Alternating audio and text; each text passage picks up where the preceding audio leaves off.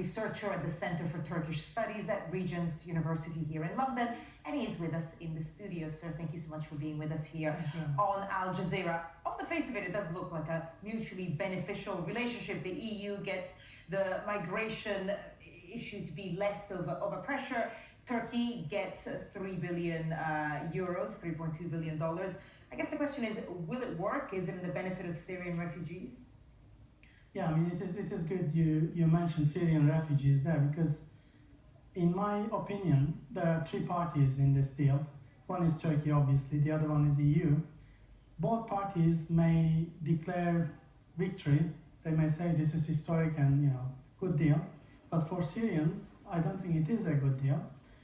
And I don't think this deal will work anyway, because migration from Syria, like in many other parts of the world, is driven by conflict. And until you sort out this conflict once and for all, you can't stop migration.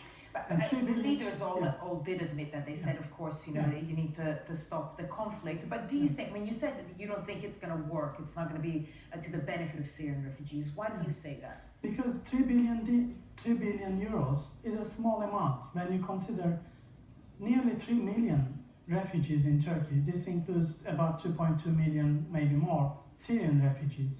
And when you think about those in camps only, still we are looking at 0.3 million. Ahmet Davutoğlu did say, I think, that Turkey had already spent $8 billion on this. So in the light of that, why would Turkey sign up? Because, as you say, 3 billion, relatively speaking, isn't that much. We don't have a time frame. Obviously, there's no end in sight for Syria. Exactly. So is it really all about EU membership for Turkey? Yeah, this is the point where Turkey may seem winning the deal, because Turkey is hoping from this kind of a deal they will get visa-free travel. And that is more or less something important in domestic politics. But overall, it doesn't mean Turkey will become a member. And we have so many chapters unopened with EU accession process. And there will be only the second one opening next month, and maybe one or two in the next year. So it is still a very long way in terms of EU membership, target. So for Syrian refugees, why I'm saying it is not enough, it is not a good deal, because Turkey now is bullied by EU, technically bullied by EU, to close its borders to Syrians who are running away from war. So that is not a good deal. To the question, because obviously we've seen pretty much the inability of the EU to deal with this issue as a bloc. We've seen the emotions hardening in a lot of countries, especially Eastern Europe, towards refugees. Do you think that now this kind of gives the EU the chance to shirk its humanitarian responsibility? Just to say, well, we paid 3 billion euros, well, now it's up to Turkey, and they're not really going to, step up to the plate on a humanitarian. Yeah, exactly. That's the deal, really. I mean, EU will have an opportunity to say, when it doesn't work, they will say, oh, it is Turkey's responsibility now. They are doing their deal, their part.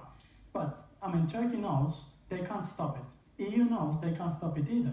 And we have so many other examples around the world, countries building walls, fences, it doesn't work. But just very briefly, I mean, presumably this will at least stop the desperate people trying to cross the Mediterranean, which we're still seeing happen now as winter approaches, or do you not even think that? No, I don't even think that, because there are already more than 2 million in Turkey, and many millions are trying to get in Turkey or through Turkey to EU.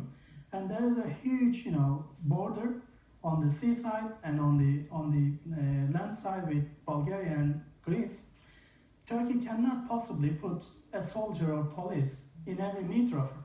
So it will continue, and it will create more tragedy, because now I'm sure Syrians are watching these, news, and not with optimism, because they will see Turkey will, increase their security controls and, patrols on these borders, and they will take even more drastic measures to get through these security controls.